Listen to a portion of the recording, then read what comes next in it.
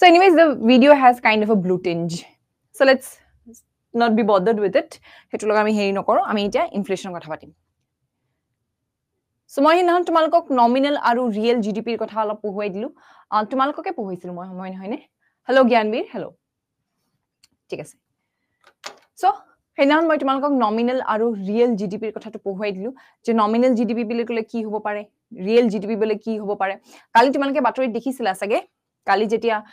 News in fact আজি নিউজত আহিছে আজি নিউজ পেপাৰত আহিছে কালি ৰিলিজ কৰিছিলে নেশনাল ষ্টেটিষ্টিকেল অফিস আছে NSO Ministry of Statistics and Program Implementation most people jitu ministry ase tar under eta office ase National Statistical Office bili he National Statistical Office e bharator GDP কেনেকুৱা ভাৰতৰ GDP rate হৈ আছে হে গুটে বস্তুটো কালি report দিছে হয়নে so তাত তোমালকে দেখিছা যে জিডিপি এট কনস্ট্যান্ট প্ৰাইস বুলি তেওঁলোকে এটা জিডিপি উলিয়াই দিছে 8.2% জিডিপি গ্ৰোথ দেখুৱাইছে ভাৰতে হেতু কি বুলি কৈছে জিডিপি এট কনস্ট্যান্ট ৰেট বুলি কৈছে জিডিপি at constant rate বা constant price so etu kuntu gdp hobo etu nominal gdp hobo ne real gdp hobo etu nominal ne real gdp kuntu hobo gdp at constant rate বা constant price bili teoluke ei bostu tu release korise eta ei gdp tu ki hobo pare nominal gdp hobo pare ne real gdp hobo pare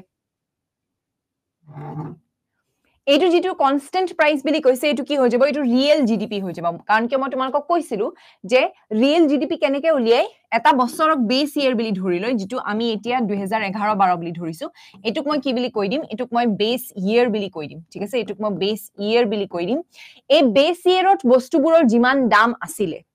base ইয়াৰত বস্তুবোৰৰ যিমান দাম আছিল হেতুক মই কি বিলি কম হেতুক মই constant price বিলি কম ঠিক আছে হেতুক মই কনস্ট্যান্ট প্রাইস বিলি কম সো জ্ঞানবীর হেতু রিয়েল জিডিপি টু হৈ যাব নমিনাল জিডিপি টু এই বছৰৰ প্ৰাইসৰ অনুযায়ী আমি উলিয়াম হয়নে এই বছৰত যিমান দাম হ'ব বস্তুবোৰৰ দাম অনুযায়ী আমি নমিনাল জিডিপি উলিয়াম ৰিয়েল জিডিপি টু আমি 2011-12 বছৰত বস্তুটোৰ দাম কিমান আছিল আমি হেতুক লৈ উলিয়াম সো কি হৈ যাব প্ৰাইস টু কনস্ট্যান্ট হৈ যাব কাৰণ কিয় এই বছৰ মানে 23-24 চনৰ ফাইনান্সিয়াল ইয়াৰৰ জিডিপিও আমি 11-12 চনৰ প্ৰাইস মতে উলিয়াইছো যোৱা বছৰ 22-23 বছৰৰ ফাইনান্সিয়াল ইয়াৰৰ যেটো জিডিপি হেতু আমি কোনটো বছৰৰ দাম লৈ উলিয়াইছো 2011-12 বছৰ অৰ্থাৎ 2011-12 বছৰত বস্তুৰ দামটো কি হৈ যাব কনস্ট্যান্ট প্রাইস হৈ যাব বুজি পাইছা না কনস্ট্যান্ট প্রাইস হৈ যাব সেই কাৰণে যেটো জিডিপি উলিয়া হয় জিডিপি এট কনস্ট্যান্ট ৰেট বা প্ৰাইস হেতু হৈ গৈছে তোমাৰ ৰিয়েল জিডিপি আৰু সেই ৰিয়েল জিডিপি টু হে তোমাৰ NSO এ ৰিপৰ্ট কৰে ঠিক আছে ৰিয়েল জিডিপি টু ৰিপৰ্ট কৰে যেটো তোমাক 8.2% জিডিপি গ্ৰোথ বুলি দিছে হেতু তোমাৰ ৰিয়েল জিডিপি দিয়ে নমিনাল জিডিপি গ্ৰোথ নহয় হেতু ঠিক আছে নমিনাল জিডিপি গ্ৰোথ নহয় হেতু হৈ গৈছে ৰিয়েল জিডিপি গ্ৰোথ আৰু ভাৰতৰ এতিয়া জিডিপি গ্ৰোথ কিমান 8.2% যত বাজেটত যোৱা বছৰ 7.8% বুলি কোৱা হৈছিল IMF এ কৈছিল 7.2% বুলি কৈছিল হ'ব পাৰে বুলি কৈছিল ঠিক আছে World Bank এও 7.5 7.2% হ'ব বুলি কৈছিল World Bank এ কৈছিল 7.2 পৰা 7.5% হ'ব পাৰে বুলি কিন্তু ভাৰতৰ জিডিপি গ্ৰোথ গুটেইবোৰক পিছ পেলাই 8.2% হৈছে ঠিক আছে 8.2% হৈ গৈছে এটো হৈ গল তোমাৰ জিডিপি আৰু এটা কথা মই তোমালোকক কৈ থওঁ ফিস্কেল ডেফিসিট এটা ৰিপৰ্ট কৰিছে দেখিছা সাগে ফিস্কেল ডেফিসিট ৰিপৰ্ট কৰিছে এতিয়া এই ফিস্কেল ডেফিসিট টু কি বস্তু ঠিক আছে ফিস্কেল ডেফিসিট বুলি কলে কি বুজিবা ফিস্কেল ডেফিসিট কিমান বুলি কৈছে এতিয়া ভাৰতৰ 5.6% বুলি কৈছে ঠিক আছে 5.6% অফ জিডিপি ঠিক আছে ফিস্কেল ডেফিসিট এতিয়া ফিস্কেল ডেফিসিট বুলি কলে কি বুজি পানে ডেফিসিট ফিস্কেল মানে বিত্তীয় আৰু ডেফিসিট মানে কম হৈছে সাপোজ তোমালকে ধৰি লোৱা 2023-24 চনৰ কথাকে মই ধৰো ঠিক আছে 2023-24 চন ধৰা সৰকাৰৰ খৰচ বা এক্সপেন্ডিচাৰ ঠিক আছে সৰকাৰৰ খৰচ বা এক্সপেন্ডিচাৰ কিমান বুলি মই ধৰিছো মই সাপোজ ধৰিছো 700 কোটি টকা বুলি ধৰিছো ঠিক আছে 700 কোটি টকা ইয়াতকে বহুত বেছি হয় কিন্তু মই তোমালোকক বুজাবলৈ কৈছো সো ধৰি লও 700 কোটি টকা খৰচ হৈ গৈছে 700 কোটি টকা নেক্সট আহিব যে সৰকাৰৰ আয় কিমান হৈছে ৰিসিপ্ট বুলি যেটো কোৱা হয় ঠিক আছে ৰিসিপ্ট আয় কিমান হ'ব সৰকাৰৰ সাপোজ চৰকাৰৰ আয় হৈছে 550 কোটি টকা ঠিক আছে 550 কোটি টকা এটা কি হৈ গৈছে ইয়াত এক্সপেন্ডিচাৰ ইজ গ্ৰেটাৰ দেন ৰিসিভড হৈ গৈছে নে বা আৰ্নিংস বুলি যদি মই কওঁ ঠিক আছে যদি মই আৰ্নিংস বুলি কওঁ এটা কি হৈ গৈছে এক্সপেন্ডিচাৰ ইজ গ্ৰেটাৰ দেন ৰিসিভড হৈ গৈছে বুজি পাইছা না এক্সপেন্ডিচাৰ ইজ গ্ৰেটাৰ দেন ৰিসিভড হৈ গৈছে হেকাৰণে এটা কি হৈ যাব চৰকাৰৰ এটা ডেফিসিট আহি যাব এই যে ডেফিসিটটো কিমান দেখিছা এই ডেফিসিটটো কিমান 150 কোটি টকাৰ ডেফিসিট এটা দেখিছা নহয় চৰকাৰৰ ওচৰত আছে 550 কোটি টকা খৰচ কৰি দিলে 700 কোটি টকা এতিয়া 150 কোটি টকাটো কি হ'ব সেই যে গ্যাপ এটা দেখিছা সেই গ্যাপটোৱে হৈ গৈছে তোমাৰ ফিস্কেল ডেফিসিট এইটোকে কৈ দিব কি কৈ দিব ফিস্কেল ডেফিসিট বুলি ক'ব ঠিক আছে এতিয়া এই ফিস্কেল ডেফিসিট হলে চৰকাৰে কি কৰিব চৰকাৰৰ উপায় কি চৰকাৰে তেতিয়া লোন ল'ব ঠিক আছে ফিস্কেল ডেফিসিটটোক মাৰিবলে চৰকাৰে কি কৰিব লোন ল'ব ঠিক সো এখন চৰকাৰৰ এইমটো কি হ'ব তেওঁলোকে কি কৰিবলৈ বিচাৰিব এই ফিস্কেল ডেফিসিটটো যিমানে কম হ'ব সিমানে অৰ্থনীতিৰ কাৰণে ভাল হ'ব কাৰণ কি তেতিয়া চৰকাৰে লোন ল'ব নালাগিব চৰকাৰে লোন ল'ব নালাগিলে ইন্টাৰেষ্ট দিব নালাগিব গতিকে মানুহৰ পইচাবোৰ ইন্টাৰেষ্টত খৰচ নকৰি মানুহক সাবসিডি দিব পাৰিব হয়নে বা মানুহৰ তোমাৰ ক্যাপিটাল মই যে তোমালোকক বাজেট পঢ়াওতে কৈছিলো যে ক্যাপিটাল এসেট ক্ৰিয়েট কৰিব পাৰিব মানে ইনফ্ৰাষ্ট্ৰাকচাৰ ক্ৰিয়েট কৰিব পাৰিব ৰাস্তা বনাব পাৰিব কৰবাত দলং বনাব পাৰিব বুজি পাইছা টানেল বনাব পাৰিব হেবু কি হৈ যাব চৰকাৰ হেবুৰ এসেট হৈ যাব ক্যাপিটাল এসেট সো ইন্টাৰেষ্ট নিদি পেলাই চৰকাৰে হেবু বস্তুত খৰচ কৰিব পাৰিব গতিকে যিমানে ফিস্কেল ডেফিসিটটো কমি আহি থাকিব সিমানে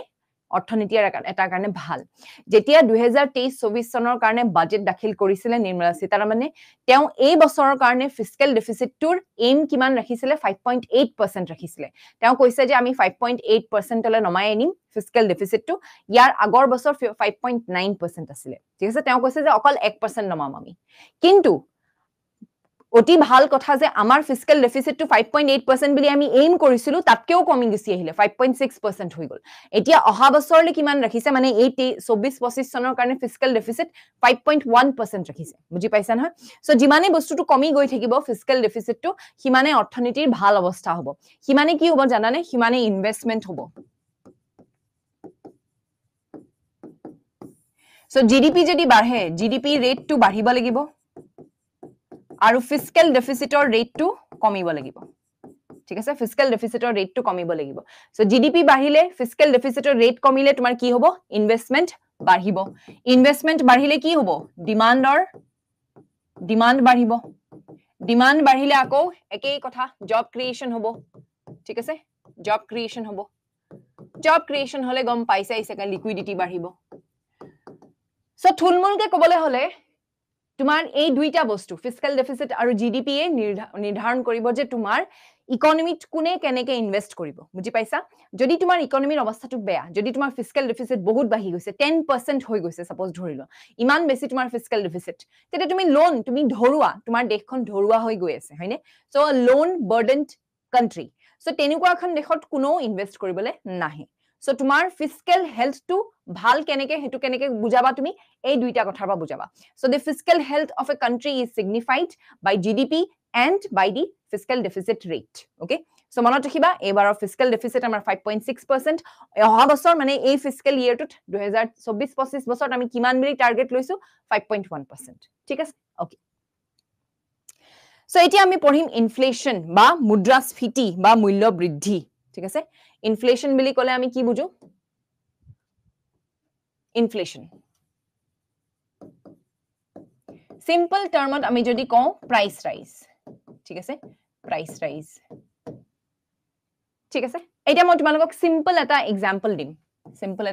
দিম সাপোজ ধৰি লোৱা অনিয়ন পিয়াজ ঠিক আছে জানুৱাৰী মাহত বা সাপোজ ধৰি লোৱা আজিৰ দিনটোত প্ৰত্যেক কিলোৰ দাম যদি মই ধৰো সাপোজ ধৰি লোৱা 37 টকা per kg 37 টকা per kg ঠিক আছে এতিয়াৰ আজিৰ দিনটোত on this day 1 জুন 2024ত প্ৰাইসটো কিমান বুলি কৈছে 37 টকা প্ৰত্যেক কেজিত এতিয়া আজিৰ কাইলে দিনটোত ধৰা 2 জুন 2024 তাৰিখে গুৱাহাটীত ঢেৰ বিয়া আছে বিয়া হলে খানা হলে পিয়াজটো লাগিবই পিয়াজ নোহোৱাকে কোনে খানা খুৱাব হয়নে সো এতিয়া তোমাৰ কি হৈ গৈছে বহুত বেছি তোমাৰ এডেড এটা ডিমান্ড বাঢ়ি গৈছে ওভাৰনাইট ডিমান্ড অফ অনিয়ন বাঢ়ি গুচি গ'ল ওভাৰনাইট ডিমান্ড ঠিক আছে ওভাৰনাইট ডিমান্ড বাঢ়ি গ'ল কিহৰ অনিয়নৰ কিয় বাঢ়িলে মই কৈছোৱে কাইলে বহুত বেছি বিয়া আছে ঠিক আছে লগালগ কাইলে যেতিয়া তুমি ৰাতিপুৱা উঠি পেলাই যদি বজাৰলৈ যোৱা তেতিয়া তুমি দেখিবা যে পিয়াজ 1 কেজিৰ দাম কিমান হৈ গ'ল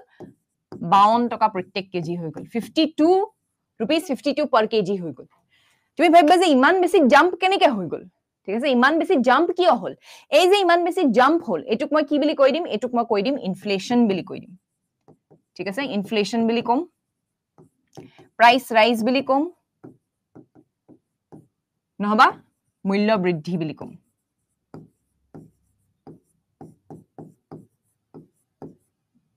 ঠিক আছে নহলে মই কি বুলি কম মূল্য বৃদ্ধি বুলি কৈ দিম ইনফ্লেশন প্ৰাইস ৰাইজ মূল্য বৃদ্ধি গুটে কেটা বস্তু এতিয়া আমি বুজিব লাগিব যে এই বস্তুটো কিহৰ কাৰণে হ'ল বস্তুটো কিহৰ কাৰণে হ'ল জানানে বস্তুটো হৈ গ'ল ডিমান্ড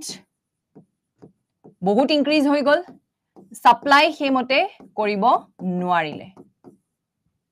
যেতিয়া ডিমান্ড আৰু সাপ্লাইৰ যেটো ৰেশিও বুজি পাইছা নহয় যেটো ব্যালেন্স যদি ডিমান্ড ডিমান্ডত থাকে সাপ্লাই যদি ইয়াত থাকে তেতিয়া তোমাৰ কি হৈ যাব তেতিয়া তোমাৰ প্ৰাইস ৰাইজ হ'ব আৰু তেতিয়া কি হ'ব ইনফ্লেশন হ'ব বুজি পাইছা নহয় কেনেকৈ হৈছে সো ভাবি লোৱা তুমি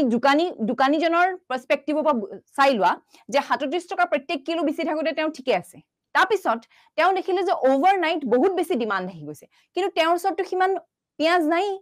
বুজি পাইছানে দোকানীজনৰ ওচৰত যদি মই কওঁ যে 1 কুইন্টেল পিয়াজ আছে তেওঁৰ ওচৰত এতিয়া মানুহ হিমান আহি গৈছে গ্ৰাহক ঢেৰ আহি গৈছে তেওঁ ভাবিছে যে 1 কুইন্টেল হে মোৰ ওচৰত পিয়াজ আছে আৰু মোৰ ওচৰত গ্ৰাহক ঢেৰ আহি গৈছে মই যদি দামটো 52 টকা কৰি দিও তেতিয়াও 1 কুইন্টেল কিনা মানুহ 1 কুইন্টেল পিয়াজ কিনা মানুহ ওলাই যাব মানে 1 কুইন্টেল পিয়াজ তেওঁ বিক্ৰী কৰিব পাৰিব কিমানত 52 টকা প্ৰত্যেক কিলো কাৰণ কিয় কিনুটা ঢেৰ হৈ গৈছে ডিমান্ড বহুত হৈ গৈছে সাপ্লাই হেমতে কমি গুচি গ'ল বুজি পাইছা নহয় সাপ্লাই হেমতে কমি গুচি গ'ল ডিমান্ড বহুত বেছি বাঢ়ি গ'ল সেই কাৰণে কি হৈছে এতিয়া দোকানীজনে ভাবিব যে আচ্ছা এটো ভাল উপায় হেতু মই এতিয়া পইচাটো এতিয়া লাহেকে উঠাই দিম আৰু মই 52 টকা কৰিলেও এটা মানুহে নিকিনিব দুটা মানুহে নিকিনিব তিনটা মানুহে 4 নম্বৰ মানুহেটো কিনিব কোনোবা নহয় কোনোবাইটো কিনিব 52 টকা কোনোবাই নহয় কোনোবাইটো দিব সো বাস সো দোকানীটো চিন্তা নকৰে ন তুমি খাবলৈ পাইছা না পাইছা দোকানী আহে না যায় দোকানীৰ मतलब হল প্ৰফিট হয়নে সো সেই কাৰণে thank you Gyanbir thank you so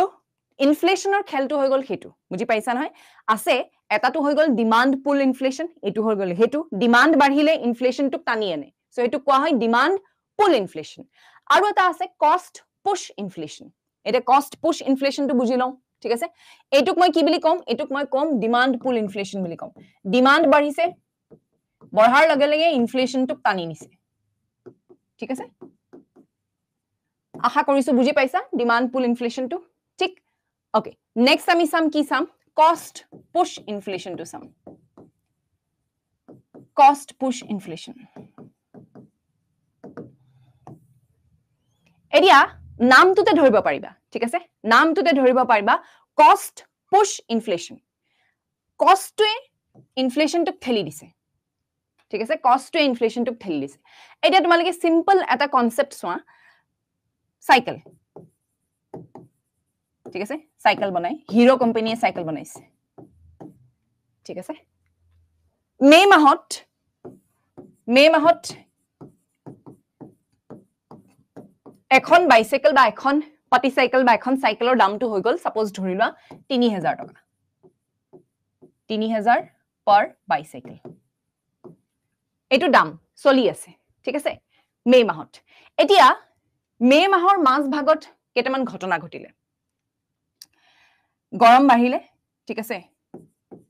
heat wave আহিলে হেকাৰণে কোম্পানীটোৰ বা ইন্ডাস্ট্ৰিটোৰ এসিৰ বিলটো বাঢ়ি গুছি গল এসি বিল বাঢ়িলে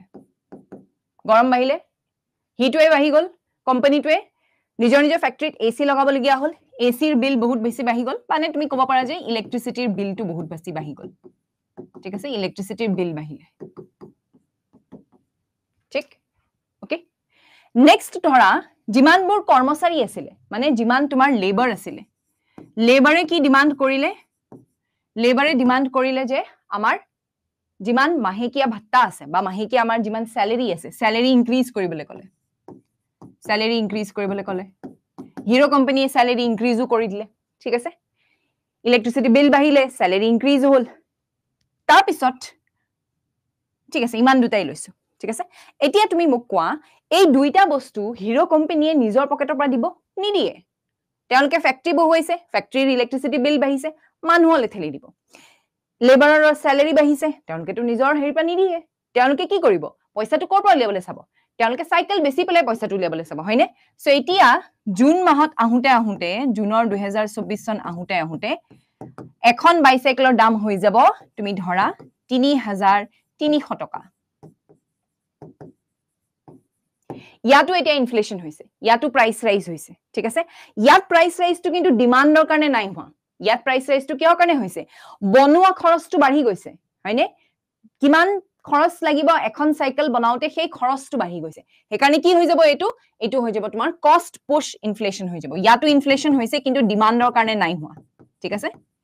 এইটো প্ৰাইস ৰাইজ হৈছে কিহৰ কাৰণে যে বস্তুটো বনাওতে বস্তুটো যেতিয়া বনাইছে সাইকেলখন যেতিয়া বনাই আছে বনাওতে কি হৈছে বনাওতে বহুত বেছি খৰচটো বাঢ়ি গল খৰচটো কেনেকৈ বাঢ়িলে এটো মই তোমালকক এক্সাম্পল দিলু অনেক এক্সাম্পল হ'ব পাৰে অনেক কাৰণত দাম বাঢ়িব পাৰে বস্তু ঠিক আছে সো ডিমান্ডৰ কাৰণে যদি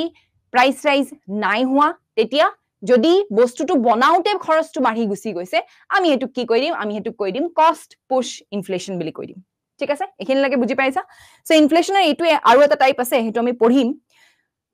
তাৰপিছত এটো সোৱা on the basis of speed মানে ইনফ্লেশন টু কিটো গতিত গৈ আছে সেই গতিটোৰ ওপৰত কেটামান টাইপ আছে এটাটো হৈ গৈছে ক্ৰিপিং ইনফ্লেশন এটা হৈ গৈছে ওয়াকিং ইনফ্লেশন মানে সুসৰা ইনফ্লেশন খুসকঢ়া ইনফ্লেশন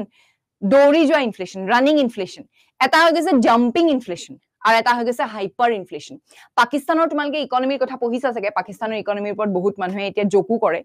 বাট এনিৱেজ আমি তো বেলেগ কথা কিন্তু পাকিস্তানৰ ইকোনমিৰ অৱস্থা হসাই বেয়া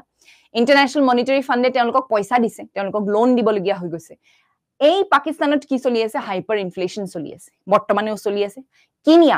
কিনিয়াটো চলি আছে কিনিয়াত ঠিক হাইপাৰ ইনফ্লেশন নহয় কিন্তু গৈ আছে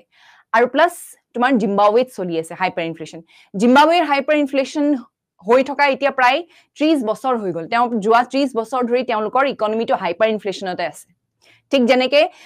পাকিস্তানৰ ইকোনমিটো প্ৰায় যোৱা এটা দশকৰ ধৰি ইনফ্লেশনতে সোমাই আছে এটা কথা মনত ৰাখিবা যেতিয়া ইনফ্লেশনটো হাতৰ পৰা ওলাই যায় মানে হাইপাৰ ইনফ্লেশন হৈ গুছি যায় সেই ইনফ্লেশনটোক আকৌ তললে টানি আনিবলৈ বহুত কষ্ট কৰিব লাগিব হি বহুত হুনকালে বস্তুটো এই ক্ৰিপিংৰ পৰা একদম হাইপাৰ ইনফ্লেশন যাবলৈ তাক বেছি সময় নালাগে কিন্তু হাইপাৰ ইনফ্লেশনৰ পৰা আকৌ তললে আনিবলৈ মানে সিঙ্গল ডিজিটলে আনিবলৈ বহুত কষ্ট কৰিব লাগে প্ৰায় দশক লাগি যায় 2-3 দশক লাগি যায় তাৰ পিছত হে দেশখনৰ অৰ্থনীতিয়ে সেই ইনফ্লেশনৰ হাইপাৰ ইনফ্লেশনৰ হেৰি পৰা ওলাই আহিব পাৰে ঠিক আছে okay so on the basis of speed একিটা আছে মই বুজাম কি আছে কেনেকে কেলে আমি ক্রিপিং বুলি কওঁ ওয়াকিং বুলি কেলে কওঁ হেতু আমি বুজাম নেক্সট আহি যাব on the basis of cause মানে কিহৰ কাৰণত হৈছে ডিমান্ড পুল ইনফ্লেশন মই তোমালকক বুজালো অলপ চলপ আকৌ বুজাই দিম ভালকে কষ্ট পুশ ইনফ্লেশন আছে মানে যদি বস্তুটো বনাওতে দামটো বাঢ়ি গৈছে তেতিয়া আমি হেইটো যেটো দাম বাঢ়িব আমি হেতু কম কষ্ট পুশ মনিটাৰী ইনফ্লেশন আছে কি বস্তু আমি সাম হেডলাইন ইনফ্লেশন আছে কোৰ ইনফ্লেশন আছে profit induced inflation profit induced মানে কি বুজিছানে এতিয়া যদি সোৱা হে আগৰ হেৰিটোতে মই যদি এক্সাম্পল দিও এইটো সাপোজ 3000 টকাত যদি এখন সাইকেল বিক্ৰী কৰে হিৰো কোম্পানীয়ে তেতিয়া হিৰো কোম্পানীৰ প্ৰফিটটো কিমান হয় প্ৰফিটটো সাপোজ হয় 200 টকা এইটো বস্তুত এইটো সিনাৰিওত 3000 টকা যদি বাইসাইকেল বা সাইকেলখন বিক্ৰী কৰে তেতিয়া 200 টকাৰ এখন সাইকেলত 200 টকাৰ প্ৰফিট হয় হিৰো কোম্পানীৰ এটা হিৰো কোম্পানীৰ মালিকে ভাবিলে 200 টকা প্ৰফিটতনো মই কি কৰিম মোক 400 টকা প্ৰফিট লাগে ঠিক আছে এটা 400 টকা প্ৰফিট উলিয়াবলৈ হলে তেওঁ কি কৰিব লাগিব এখন সাইকেল কিমানত বিক্ৰী কৰিব লাগিব 3400 টকাত বিক্ৰী কৰিব লাগিব তাতো কি হৈছে দাম বাঢ়িছে মূল্য বৃদ্ধি হৈছে কিন্তু এই মূল্য বৃদ্ধিটো কিয় হৈছে কাৰণ কিয় কোম্পানীটোক বেছি প্ৰফিট লাগে হয়নে সো হেতু কোৱা হ'ব প্ৰফিট ইনডিউসড ইনফ্লেশন বুলি কোৱা হ'ব ঠিক আছে প্ৰফিট ইনডিউসড ইনফ্লেশন আৰু স্ট্ৰাকচাৰাল ইনফ্লেশন এটাও আছে স্ট্ৰাকচাৰাল ইনফ্লেশনটো অকনমান কঠিন আমি পঢ়িম বস্তুটো সো থুলমুলকে তোমালকক ইনফ্লেশনৰ যেনেকুৱা কোৱেশ্চন আহিব পাৰে হেতুৰ ওপৰতহে কৈছো কাইলে তোমালকৰ ইটোৰ ওপৰতে এমসিকিউ এটাও আছে সো মক টেষ্ট এটাত মই গুটে বস্তুখিনি ডিসকাস কৰিম ঠিক আছে কোৱেশ্চন টাইপত ডিসকাস কৰিম আৰু দুটা টাইপ আছে স্কিউফ্লেশন আছে আৰু স্ট্যাগফ্লেশন আছে স্ট্যাগফ্লেশন মানে কি জানা ইনফ্লেশনটো তাতে গেখলা মাৰি যায় ইনফ্লেশনতে থাকে আৰু ইকোনমিটো না ওপৰলৈ যায় না তললৈ যায় একেটা জায়গাতে স্ট্যাগনেন্ট হৈ যায় সো একেটা জায়গাতে স্থবিৰ হৈ যায় ইনফ্লেশনটো সেই ইনফ্লেশনটো কি বুলি কয় স্ট্যাগফ্লেশন বুলি কোৱা হয় ঠিক আছে Types of inflation on the basis of speed of creeping, walking, running, jumping বা galloping আৰু hyperinflation. Inflationৰ ৰেটটো যদি 2 পৰা 4% ইনক্ৰিজ হৈছে ঠিক আছে মানে আজি যদি বস্তু এটাৰ দাম 100 টকা কাইলে যদি 4 টকা হৈ যায় মানে কিমান জাম্প কৰিছে 4% জাম্প কৰিছে হয়নে 104 টকা বুলি কলো নি বাৰু 104 টকা যদি হৈ যায় সাপোজ বস্তু এটাৰ দাম ধৰা 100 টকা হৈ আছে কাইলে বা পুৰহিলে তাৰ দাম যদি 104 টকা হৈ যায় জাম্প কিমানৰ মাৰিছে হি +4% মাৰিছে নহয় সো এইটো ইনফ্লেশন ৰেটক মই কি বুলি কম এটুক মই কৈ দিম ক্ৰিপিং ইনফ্লেশন বুলি কম সো পাৰ্সেন্টেজ তো মনত ৰাখিবা 2 পা 4% হলে ক্ৰিপিং ইনফ্লেশন বুলি কোৱা হ'ব ঠিক আছে আৰু 5 ৰ পৰা 9% যদি হয় তেতিয়া মই এটা কি বুলি কম তেতিয়া মই এটা কৈ দিম ওয়াকিং ইনফ্লেশন বুলি কম যদি ইয়াৰ দামটো 109 টকা হৈ যায় তেতিয়া 9% জাম্প মাৰিছে বুলি কম নহয় সো তেতিয়া মই কি কৈ দিম তেতিয়া মই কম তাক যে হি ওয়াকিং ইনফ্লেশন সো সিঙ্গল ডিজিটত যদি মোৰ ইনফ্লেশন ৰাইজ হৈছে দুটা ক্ষেত্ৰত হৈছে না 2 পৰা 9% সিঙ্গল ডিজিটত যদি হৈছে দুটা টাইপৰ আহি যাব ক্ৰিপিং আৰু ওয়াকিং যদি ডাবল ডিজিটলে গুছি যায় মই এটা কি কম রানিং ইনফ্লেশন বুলি কম কিমানৰ পৰা কিমানলে 10 to 20% যদি ইনক্ৰিজ হৈছে ৰানিং ইনফ্লেশন পাকিস্তানত আৰম্ভ হৈছিল ৰানিং ইনফ্লেশন ঠিক আছে প্ৰায় তুমি ধৰা কোভিডৰ আগৰ টাইমৰ কথাই 2016-17 বছৰৰ প্ৰায় তেওঁলোকৰ এই ৰানিং ইনফ্লেশনটো আৰম্ভ হৈ গৈছিল 10% ডাবল ডিজিটত আহি গৈছিল তেওঁলোকৰ ইনফ্লেশনটো তেতিয়া তেওঁলোকৰ সেন্ট্ৰাল বেংকে ইমান বস্তুটো কন্ট্ৰোল নকৰিলে নকৰি পেলাই তাৰ পিছত এতিয়া তেওঁলোকৰ হাইপাৰ ইনফ্লেশন চলি আছে 131% মাজে মাজে মাজতে কমিছিলে তেওঁলোকৰ 129% হৈছিলে তাৰ পিছত আকৌ কমিছিলে তেওঁলোকৰ কমি পেলাই অলপ তললে আহিছিলে তেওঁলোকৰ কিন্তু এতিয়াও তেওঁলোকৰ হাইপাৰ ইনফ্লেশন চলি আছে ঠিক আছে সো রানিং ইনফ্লেশন হৈ গল 10 to 20% ডাবল ডিজিটত galloping inflation rate or increase to কিমান 20 ৰ পৰা 1000% ঠিক আছে 20 ৰ পৰা 1000% হৈ গলে তোমাৰ কি হৈ যাব এটো তুমি গেলপিং বা জাম্পিং ইনফ্লেশন বুলি কবা এতিয়া পাকিস্তানত একচুয়ালি হাইপাৰ ইনফ্লেশন নাই কাৰণ কি গ্ৰেটাৰ দেন 1000 হলেহে হাইপাৰ বুলি কয় এটা সময়ত এতিয়া জিম্বাবৱেটো এতিয়াও চলি আছে কলম্বিয়াত হৈছিলে মাজতে ঠিক আছে কলম্বিয়াটো হৈছিলে মাজতে সো সেই কিছুমান দেশত তোমালকে হাইপাৰ ইনফ্লেশন দেখিবলৈ পাবা ওকে ভাৰতত এতিয়ালৈকে ৰানিং ইনফ্লেশনলৈকে হোৱা নাই যদিও হৈছে ইনফ্যাক্ট ওয়াকিং ইনফ্লেশনৰ পাৰ্ট এটালৈকে হৈছে ভাৰতত কিন্তু 9% ইনফ্লেশনো এতিয়ালৈকে টাচ কৰা নাই হাইয়েস্ট ইনফ্লেশন ভাৰতত টাচ কৰিছিলে 7.2% কৰিছিলে ঠিক মই পাহৰিছো কোনটো বছৰ কিন্তু হাইয়েস্ট 7.2 ইনফ্লেশন হৈছিলে তাতকে বেছি ভাৰতৰ এতিয়ালৈকে যোৱা নাই সো অৰ্থাৎ ক্ৰিপিং আৰু ওয়াকিংতে আছো আমি এতিয়ালৈকে আমি ৰানিং ইনফ্লেশনৰ সন্মুখীন হ'ব লগা হোৱা নাই ঠিক আছে সো এটো মনত ৰাখিবা সো পাৰ্সেন্টেজৰ বেসিছত যে কিমান পাৰ্সেন্টেজ আমাৰ ইনফ্লেশনটো বাঢ়িছে মূল্য বৃদ্ধি কিমান শতাংশ বাঢ়িছে হেতুৰ ওপৰত আমি কি বুলি কম ক্রিপিং ওয়াকিং রানিং জাম্পিং বা গ্যালোপিং এন্ড হাইপার ইনফ্লেশন ঠিক আছে কোয়েশ্চন আহিলেও তোমালোকৰ হাইপাৰ ইনফ্লেশনৰ ওপৰত আহিব পাৰে দেই নহবা জাম্পিংৰ ওপৰত আহিব পাৰে বাকি কিটা ইমানটা হেৰি নিউজত নাই এই দুইটা কিন্তু নিউজত আছে ডিমান্ড পুল ইনফ্লেশন ঠিক আছে এইটো ডিমান্ড পুল ইনফ্লেশন মই কৈছো নহয় জোতাজোৰৰ দাম $100 আছিলে বা 100 টকা বুলি ধৰা ঢেৰ মানুহ আহি গল ঠিক আছে মানুহ ঢেৰ আহি গল when demand for goods or services exceeds production capacity কিন্তু হিমান এত কেটা মানুহ ৰৈছে 1 2 3 4 5 6 7 8টা মানুহ ৰৈ আছে দোকানখনত আছে কেজোৰ জোতা 3 জোৰ জোতা এটা 3 জোৰ জোতা 7 জন মানুহে ডিমান্ড কৰিছে এটা দোকানীয়ে কি ক'ব দোকানীয়ে দামটো বঢ়াই দিব যে $100 পৰা মই 150 টকা কৰি দিউছুন তেতিয়া এই 7টা মানুহৰ 3টা মানুহ তো ওলাই যাব জুনে সেই জোতা কেজোৰ কিনিব বুজি পাইছে নে হেতু কোৱা হয় demand pull inflation So inflation that results from excessive demand in such a scenario supply is less than demand মই কৈছো তোমালোকক সাপ্লাই বহুত বেছি কমি গলে ডিমান্ডতকে আমি কি বুলি কম তাক ডিমান্ড পুল ইনফ্লেশন বুলি কম অত্যাধিক চাহিদাৰ ফলত হোৱা মুদ্ৰাস্ফীতিক আমি ডিমান্ড পুল ইনফ্লেশন বুলি কওঁ আৰু এনে পৰিস্থিতিত যোগান চাহিদাতকে বহুত বেছি কমি গুছি যায় ঠিক আছে an increase in the supply of money and credit stimulates the overall demand for goods and services to increase more rapidly than the economy's production capacity এটা কি কৈছে ইয়াত মই তোমালোকক অলৰেডি সেই সাইকেলটো বুজাই থৈছো যে কোৰ পৰা কে বস্তুটো কেনেকে আহে সো যিমানে তোমাৰ ইকোনমিত মানি থাকিব মানে লিকুইডিটি থাকিব যিমানে তোমাৰ ফ্লো অফ মানি বাঢ়িব ঠিক আছে আমাৰ ইনফ্লেশন এতিয়া বৰ্তমান কমি আছে 6.9% আছে ইনফ্লেশন 6.9 6.5%. এক মিনিট ৰবা মই চাই দিছো পাহৰি গৈছো হেৰিটো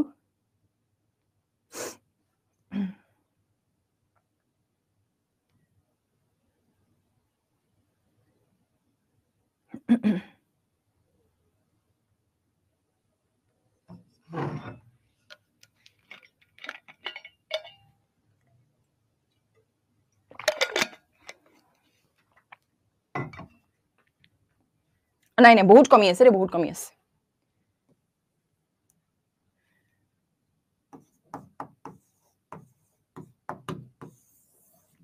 (4.83% হৈ আছে দেই এতিয়া 4.83% হৈ আছে ইনফ্লেশন 6.9 টো আৰবানৰ এটা ক্ষেত্ৰত হৈ আছে আৰবানৰ যেতিয়া ইনফ্লেশন উলিয়ে তেতিয়া আৰবান আৰু ৰুৰেল বেলেগ বেলেগ কে উলিয়ে গ্ৰামাঞ্চল আৰু চহৰাঞ্চল কৰি বেলেগ বেলেগ কে উলিয়ে সো গ্ৰামাঞ্চলৰ এটা সেক্টৰত 6.9 হৈ আছে হেতু নহয় টোটাল ইনফ্লেশন বুলি কলে 4% হৈ আছে ঠিক আছে এনি সেন্ট্রাল ব্যাংক এখন দেশৰ সেন্ট্ৰাল ব্যাংকে ইনফ্লেশন কিমানত ধৰি ৰাখিবলৈ বিচাৰে 4% ৰ আশেপাশে বিচাৰে 4 to 4.5% এইটো ব্ৰ্যাকেট ধৰে ঠিক আছে এইটো ব্ৰ্যাকেট ধৰে হেলদি ইনফ্লেশন ঠিক আছে এইটো ব্ৰ্যাকেট ধৰিব হেলদি ইনফ্লেশন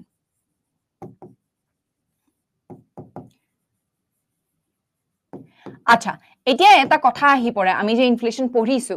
ইনফ্লেশনটো দৰকাৰী নে ইনফ্লেশনটো একদম নোহোৱা হ'ব লাগিব ইনফ্লেশন লাগিব জানো আমাক ইনফ্লেশন যদি না থাকে তেতিয়া কি হ'ব পাৰে আমাৰ আমি যদি 0% ইনফ্লেশনত চলো তেতিয়া আটাইতকৈ ভাল হ'ব নে তুমি ধৰা এটা মিনিমাল এমাউন্ট অফ ইনফ্লেশন হলে ভাল হ'ব তোমালোকে কি বুলি ভাবা ইনফ্লেশন কিমান থাকিব লাগে বা ইনফ্লেশন একদম 0% হ'ব লাগে নেকি ঠিক আছে এই ইনফ্লেশনৰ কথাত আমি এটা সেন্টেন্স ব্যৱহাৰ কৰিব পাৰো হেতু হৈ গৈছে নেসেসাৰি ইভিল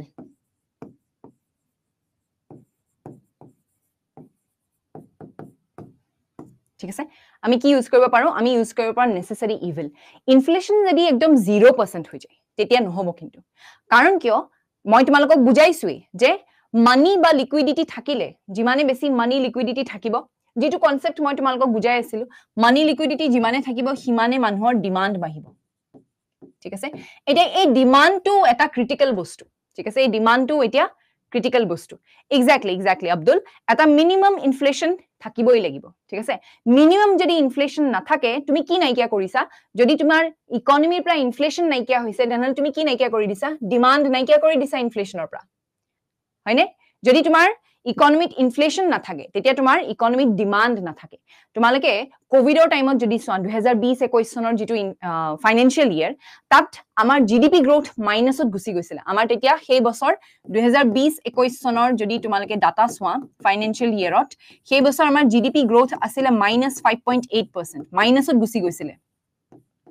কিন্তু তাৰ পিছৰ বছৰতে অৰ্থাৎ 21-22 চনত যদি তোমালকে সোৱা ফাইনান্সিয়াল ইয়াৰত আমাৰ জিডিপি সেই বছৰ কিমানলৈ গুছি গৈছিল জানানে 9.7% লৈ গুছি গৈছিল কিয় গুছি গৈছিল কাৰণ কি আমাৰ ইনফ্লেশন ৰেটটো বহুত কমি আছিল বুজি পাইছা না ইনফ্লেশন ৰেটটো লগাতকে বহুত কমি আছিল মানে এটা মাইনাস জিডিপি থকা এখন দেশৰ ইনফ্লেশন ৰেটটো কিনি হিমান হেৰিকে হোৱা নাছিল কিয় হোৱা নাছিল কাৰণ কি আমাৰ ইকোনমিত যদিও জিডিপি তললে গুছি গৈছিল জিডিপি টো কি হ'ব যিমান বস্তু প্ৰডাকশন কৰিছো সেই অনুযায়ীহে আমাৰ জিডিপি হ'ব হয়নে সো আমি যদি আমাৰ গুটেই বছৰ যদি আমাৰ ফ্যাক্টৰীবোৰ বন্ধ হৈ আছে আমি প্ৰডাকশন কেনেকৈ কৰিম সো আমাৰ জিডিপি তললে গুছি গৈছে কিন্তু অৰ্থনীতিয়ে তাৰ ঠিক পিছৰ বছৰে নিজকে তুলি ধৰিব পাৰিছে কাৰণ কি আমাৰ ইকোনমিক কি আছে আমাৰ ইকোনমিক ডিমান্ড আছে হয়নে আমাৰ ইকোনমিক ডিমান্ড আছে যেতিয়া আমি লকডাউনত ঘৰত বহি আছিল তেতিয়াও তো মানুহে ডিমান্ড কৰি আছিল অনলাইন বস্তু ডিমান্ড কৰিছিল বস্তু কেনেকৈ বস্তু বনাব পাৰি কেনেকৈ বস্তু অন্য ধৰণেৰে হেৰি কৰিব পাৰি সো কোম্পানীবোৰো ইনোভেটিভ ৱেট মানুহৰ ওচৰলে বস্তুবোৰ পঠিয়াবলৈ চেষ্টা কৰিছিল হয়নে সো ডিমান্ডটো কিন্তু ইকোনমিৰ পৰা গুছি যোৱা নাছিল বুজি পাইছা নহয় ডিমান্ডটো সাস্টেইন হৈ আছিল সেই ডিমান্ড সাস্টেইন হৈ থকাৰ কাৰণে ইমান পটককে ৰিকভাৰি কৰি একদম 9.7% গ্ৰোথ আনিছিল ঠিক আছে বুজি পাইছা নহয় সো ইকোনমি চলিব কেনেকৈ ইকোনমি চলিব ডিমান্ডত ডিমান্ড তেতিয়াহে থাকিব যেতিয়া ইনফ্লেশন অলপ হলো থাকিব মানে তোমাৰ মানিটো থাকিব লাগিব যিমানে তোমাৰ ইকোনমিক লিকুইডিটি থাকিব লিকুইডিটি থাকিলে তোমাৰ ইনফ্লেশন অলপ থাকিবই বুজি পাইছা নহয় সো ইনফ্লেশন 0% কেতিয়াও হ'ব নোৱাৰে এসএসসি কোৱেশ্চন আহিছিল এবাৰ যে the minimum amount of inflation কিমান থাকিব লাগে 0% থাকিব লাগে মিনিমাল লেভেল এটা থাকিব লাগে 4% থাকিব লাগে নে more than 10% থাকিব লাগে obviously more than 10% তো নহয় আৰু 0% তো কিন্তু তোমাৰ আনসাৰ নহব ঠিক আছে সো মিনিমাম ইনফ্লেশন তোমাৰ ইকনমিৰ কাৰণে ভাল ইনফ্লেশন থাকিলেহে তোমাৰ ইকনমিয়ে ডিমান্ড কৰিব এইটো কথা ঠিক যে বহুত বেছি ডিমান্ড বাঢ়ি গলে সাপ্লাইয়ে যেতিয়া সেই ডিমান্ডটোক পুৰা কৰিব নোৱাৰে তেতিয়া কিন্তু তোমাৰ ইনফ্লেশনটো হাতৰ পৰা ওলাই গুচি যাব আৰু তেতিয়াই তোমাৰ প্ৰবলেম আহি যাব বুজি পাইছা নহয় সো ক্ৰিপিং ইনফ্লেশন বুলি যেটো কোৱা হয় মানে 2 to 4% ক্ৰিপিং ইনফ্লেশন ইকনমিৰ কাৰণে ভাল বুজি পাইছা ক্ৰিপিং ইনফ্লেশনটো ভাল ওয়াকিং ইনফ্লেশনটো পৰা প্ৰবলেম এটা আহি যায় ওয়াকিং ইনফ্লেশনটো কন্ট্ৰোল কৰিব পাৰি কিন্তু যদি তোমাৰ ৰানিং ইনফ্লেশন হয় তেতিয়া কিন্তু প্ৰবলেম আহি যাব ঠিক আছে বুজি পাইছা okay So increase in the supply of money and credit. Credit মানে loan. যিমানে মানুহক লোন দিব সিমানে মানুহৰ হাতত কি থাকিব ডিসপোজেবল ইনকাম থাকিব হয়নে মানুহৰ হাতত ডিসপোজেবল ইনকাম থাকিব তোমালকে সিম্পল এটা সদায় দেখি থকা দৈনন্দিন যদি তোমালকে এটা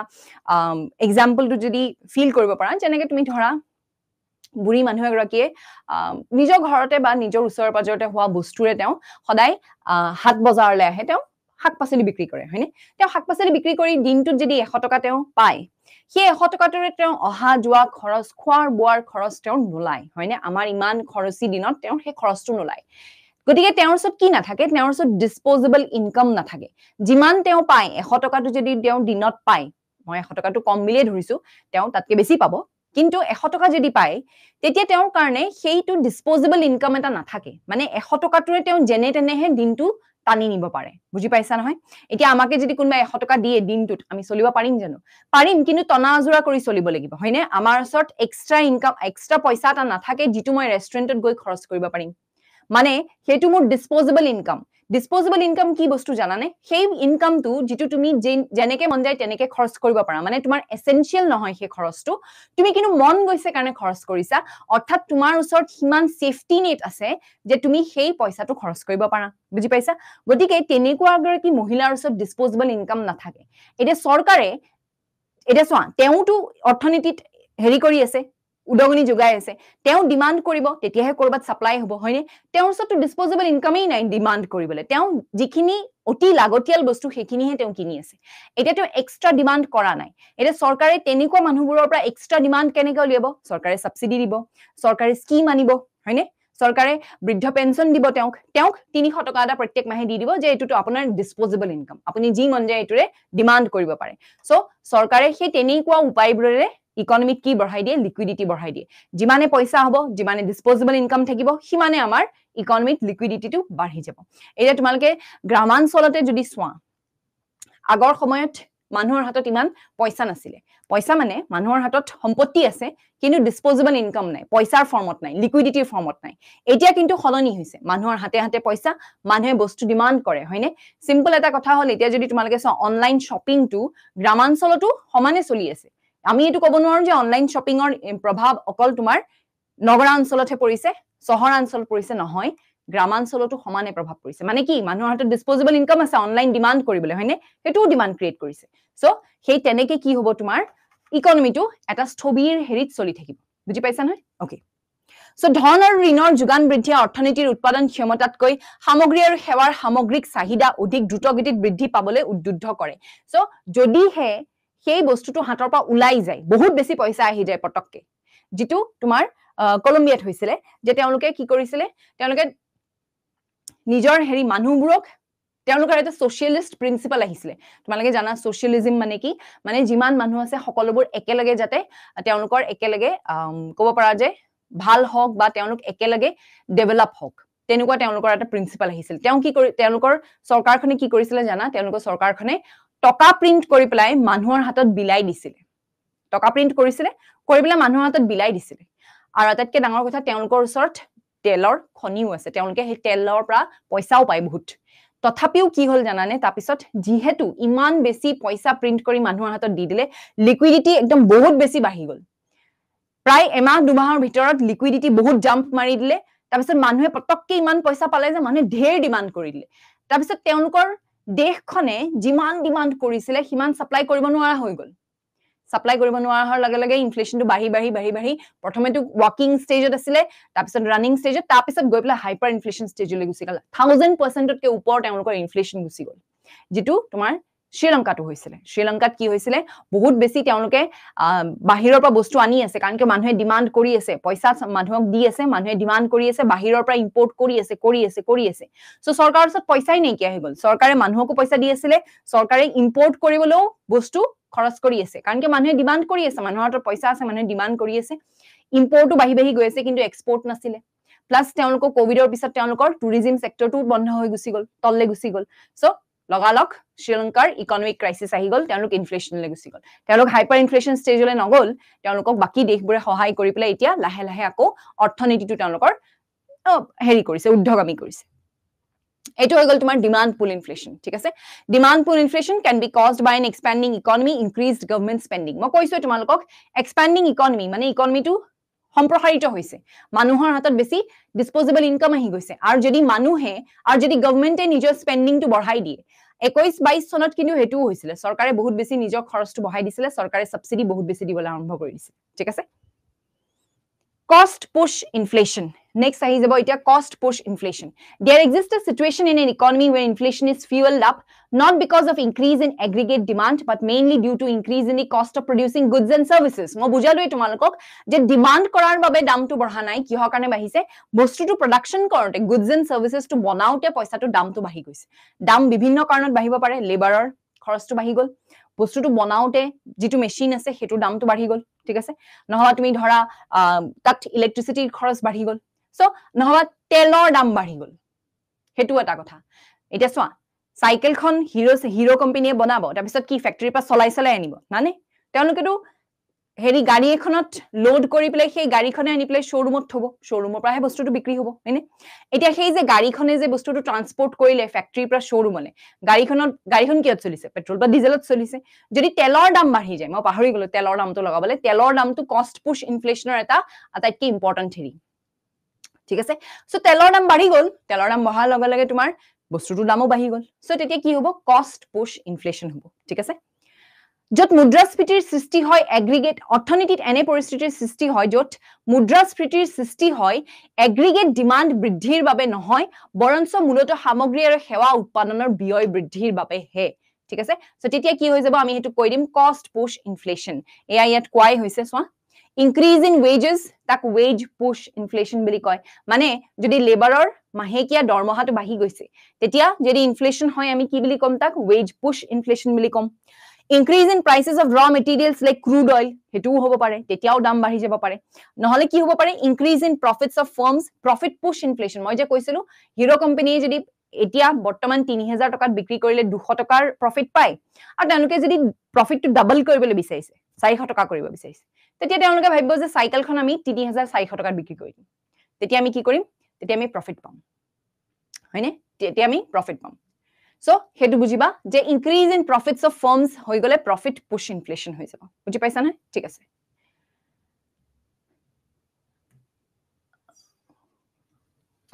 cost push inflation কোৱা হৈছে যে যেতিয়া when the employees push for an increase in wages which are not justifiable either on the grounds of employee productivity or increase in the cost of living in such scenarios an unwarranted wage increase leads to increase the cost of production and hence cost push inflation মানে কি হয় তোমাৰ তেওঁলোকে demand তো কৰিছে ঠিক আছে লেবাৰবোৰে demand কৰিছে কিন্তু হিমান তেওঁলোকক পইচা নালাগে তথাপিও কোম্পানীটো দিবলগীয়া হৈছে তেতিয়া কিন্তু কি হৈ যাব তোমাৰ কষ্ট পুশ ইনফ্লেশন হৈ যাব ঠিক আছে causes of inflation এফালে demand pull inflation factors আৰু এফালে cost push factors কি হ'ব পাৰে ঠিক আছে demand pull হ'বলে হলে কি হ'ব পাৰে সোৱা population pressure বাঢ়ি গৈছে মানে বহুত বেছি পপুলেশন হৈ গৈছে আৰু তেতিয়া পপুলেশন বাঢ়ি গলে যিমানে পপুলেশন বাঢ়িব সিমানে obviously ডিমান্ড তো বাঢ়ি গৈ থাকিব ঠিক আছে তাৰ বাবে কি হ'ব পাৰে তাৰ বাবে হ'ব পাৰে ডিমান্ড পুল ইনফ্লেশন হ'ব পাৰে মাউন্টিং গভৰ্নমেন্ট এক্সপেন্ডিচাৰ গভৰ্নমেন্টৰ বহুত বেছি খৰচ হৈ গৈছে ঠিক আছে গভৰ্নমেন্টৰ খৰচ বহুত বেছি হৈ গৈছে তেতিয়াও ডিমান্ড পুল ইনফ্লেশন হ'ব deficit financing and increasing in money supply deficit financing হৈ গৈছে an increase in money supply হৈ গৈছে মই কৈছো পইচা যদি মানুহৰ হাতত বেছি আহি যায় তেতিয়া মানুহে ডিমান্ড বহুত বেছি কৰিব ঠিক আছে ব্ল্যাক মানি জানাই মানুহে যেটো unwarranted যিখিনি পইচা মানে যিখিনি পইচাৰ ওপৰত মানুহে ট্যাক্স নিদিয়ে হয়নে হেখিনি কি হৈ যায় ব্ল্যাক মানি হৈ যায় সো তেনেকুৱা ব্ল্যাক মানি যদি বাঢ়ি যায় তেতিয়া লিকুইডিটিটো বাঢ়ি থাকিব চৰকাৰে একো কৰিবও নোৱাৰিব, টেক্সও বিহিব নোৱাৰিব। সো চৰকাৰে টেক্স বিহি পেলাই মানুহৰ হাতৰ পৰা পইচাটো উলিয়াই লৈ যায়। এতিয়া ব্ল্যাক মানিটো এনেকুৱা পইচা যিটো মানুহে লুকুৱাই থৈছে, যিটোৰ ওপৰত টেক্স নিদিয়ে, মানুহে ডিক্লেয়াৰ নকৰে। সো তেনেকুৱা পইচা বেছিকে থাকিলে কি হ'ব? ইকনমিত লিকুইডিটি বাঢ়িব, হয়নে? ফৰেক্স ৰিজাৰ্ভ, এতিয়া যদি ফৰেন ৰিজাৰ্ভ আমাৰ বহুত বেছি হেৰি হৈ যায়, ঠিক আছে, বহুত বেছি কমি যায়, তেতিয়া কি হ'ব? আমাৰ তেতিয়াও আমাৰ ইনফ্লেশ্যন হ'ব। ইনক্ৰিজ ইন ফৰেন ইনভেষ্টমেণ্ট, ফৰেনৰ পৰা ইনভেষ্টমেণ্ট বাঢ়ি গৈছে, মানে ফৰেনৰ পৰা পইচাটো আমাৰ ইয়ালে ইকনমিলে বেছি আহিছে, তেতিয়াও কি হ'ব? লিকুইডিটি বাঢ়ি যাব। তেতিয়াও কি হোৱাৰ সম্ভাৱনা থাকে? ডিমাণ্ড পুল ইনফ্লেশ্যন হোৱাৰ সম্ভাৱনা থাকে। ৰাইজিং ইনকাম এণ্ড ৱেজেছ, জানোৱে আমি মানুহৰ যিমানে চেলাৰী বাঢ়িব সিমানে মানুহে বেছি ডিমাণ্ড কৰিব। এতিয়া মই নিজৰ কথাই যদি কওঁ, মই যদি 1000 টকা এটা সাপোজ মাহেকত যদি মই 1000 টকা এটা পাওঁ, তেতিয়া মই ইমান বেছি ডিমাণ্ড নকৰো। কিন্তু কাইলৈকে যদি মোৰ হেৰি চেলাৰীটো 5000 টকা কৰি দিয়ে, মই লগালগ দুটা বস্তু বেছিকে ডিমাণ্ড কৰিবলৈ ধৰিম, হয়নে? সো যিমানে চেলাৰী আৰু ৱেজ বাঢ়িব সিমানে তোমাৰ ডিমাণ্ড বাঢ়িব। ডিমাণ্ড বাঢ়িলে ডিমাণ্ড পুল ইনফ্লেশ্যন হোৱাৰ চান্স এটা থাকে। চেঞ্জিং কনজাম্পশ্যন পেটাৰ্নছ, চেঞ্জিং কনজাম্পশ্যন পেটাৰ্নছ সিম্পল তোমালোকক এক্সাম্পল দিবলৈ হ'লে ফাষ্ট ফুড, হয়নে? কুৰকুৰে, যিমান চিপছ আছে আমি সেইবোৰত বহুত খৰচ কৰো নে নাই? কোকা কোলা, যিমানবোৰ তোমাৰ ফিজি ড্ৰিংকছ আছে, জুচ আদিত আমি বহুত বেছি খৰচ কৰো, মেগী আদিত বহুত খৰচ কৰো, হয়নে? সো সেইবোৰৰ ডিমাণ্ডটো বহুত বেছি, হয়নে? সেইবোৰৰ ডিমাণ্ডটো বহুত বেছি। কিয়? কাৰণ কি আমাৰ কনজাম্পশ্যন পেটাৰ্ন সলনি হৈছে। আমাক ফাষ্ট ফুড লাগে, সোনকালে হোৱা বস্তু লাগে, আমাক বেছি আমি সময় নষ্ট কৰি পেলাই বস্তু বনাবলৈ হাতত সময় নাইকিয়া হৈ গৈছে বহুতৰে। দৌৰা দৌৰি, ঘৰখনত সকলোৱে কাম কৰে, মাক দেউতাক দুইজনে কাম কৰে, দুইজনে ওলাই যাবলগীয়া হয়। আগতে তেনেকুৱা নাছিলে। আগতে প্ৰায়বোৰ ঘৰতে মাক গৰাকীয়ে ঘৰত থাকে, তেওঁ ঘৰ চম্ভালে। গতিকে ঘৰখনৰ সকলোৰে বাবে পুষ্টিকৰ খাদ্য বনোৱাটো তেওঁৰ বাবে এটা তেওঁ সেইটো কামৰ নিচিনা হৈ গৈছিলে, তেওঁ সেইটোৱেই কৰে, হয়নে? সো মাকৰ দায়িত্ব আছিলে সেই কামটোৱে। এতিয়া সেই দায়িত্বটো সলনি হৈ গৈছে, দুইজনে কৰিব লাগে, কেতিয়াবা সময় নাথাকে, তেতিয়া আমাৰ কি হয়? কনজাম্পশ্যন পেটাৰ্নটো সলনি হৈ গৈছে লাইফষ্টাইলৰ ওপৰত। সো এতিয়া কনজাম্পশ্যন পেটাৰ্ন সলনি হোৱাৰ বাবে ডিমাণ্ডটো কিছুমান বস্তু বহুত বেছি বাঢ়ি যাব পাৰে। সো সেই কিছুমান সেক্টৰত তেতিয়া কি হ'ব? ডিমাণ্ড পুল ইনফ্লেশ্যন হ'ব, ঠিক আছে? কষ্ট পুশ ফেক্টৰত চোৱাচোন, ফ্লাকচুৱেশ্যনছ ইন আউটপুট এণ্ড ছাপ্লাই, ঠিক আছে? যদি আউটপুট আৰু ছাপ্লাইত ফ্লাকচুৱেট কৰে বস্তু, সাপোজ ৰ মেটেৰিয়েলৰ আউটপুট আৰু ছাপ্লাইত ফ্লাকচুৱেশ্যন কৰিছে, ধৰি লোৱা কটন, ঠিক আছে, কপাহৰ আউটপুট কমি গৈছে, ঠিক আছে, কপাহৰ আউটপুট কমি গৈছে। কপাহৰ এতিয়া সকলো কাপোৰ বনোৱা হয়, তেতিয়া কি হ'ব? ইম্পেক্টটো ক'ত পৰিব? কাপোৰৰ দামৰ ওপৰত পৰিব নাই? কটনৰ যদি ছাপ্লাইটো কমি যায়, আউটপুটটো কমি যায়, ঠিক আছে, কমি গ'লে যিমান তোমাৰ কাপোৰ আছে, কাপোৰবোৰ কমকে বনাব নাই? কিন্তু মানুহেতো ডিমাণ্ড কৰিয়ে থাকিব। ছাপ্লাইটো কি হ'ব? ছাপ্লাইটো কমি যাব, ডিমাণ্ডটো বাঢ়ি যাব। তেতিয়া কি হ'ব পাৰে? ইনফ্লেশ্যন হ'ব পাৰে, কিন্তু কিহৰ কাৰণে হ'ব? তোমাৰ কষ্ট পুছৰ কাৰণে হ'ব, ঠিক আছে? PDF তোমালোকৰ যিটো হেৰি আছে, য'ত তোমালোকে ক্লাছটো জইন কৰিছা, তাৰ কাষতে আহি যাব। মই ক্লাছৰ পিছতে PDFটো আপলোড কৰি দিম, ঠিক আছে? ক্লাছ PDF বুলি আহি যাব। ৰাইজ ইন ৱেজেছ হ'লেও কষ্ট পুছ ইনফ্লেশ্যন হ'ব পাৰে। মই কৈছোৱে, ৰাইজ ইন ৱেজেছ হ'লে লেবাৰে যদি বেছি দাম, বেছি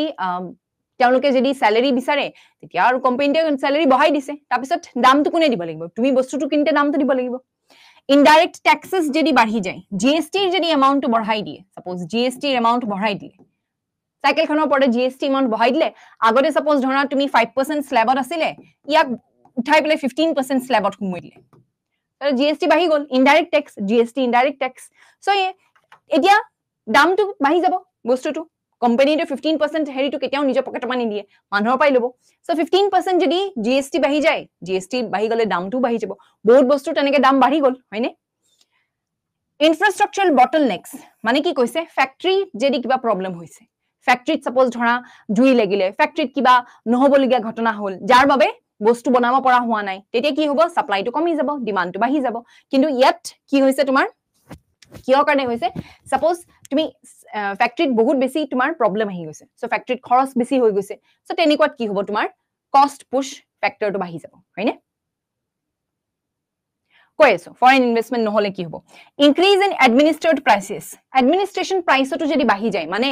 যদি কোম্পানী এটাৰ যদি CEO বেছি চেলাৰী ল'বলৈ আৰম্ভ কৰি দিয়ে, তেতিয়াও কি হ'ব? তেতিয়াও তোমাৰ কষ্ট পুছ ইনফ্লেশ্যন হ'ব, বস্তুৰ দাম বাঢ়িব লাগিব। CEO যদি এদিন এই মাহটোত যদি 50,000 টকা লৈ আছে, তেওঁ কয় যে মোক অহা মাহৰ পৰা 1 লাখ টকা দিলেহে মই ফেক্টৰী চলাম বা কোম্পানী চলাম, সো তেতিয়া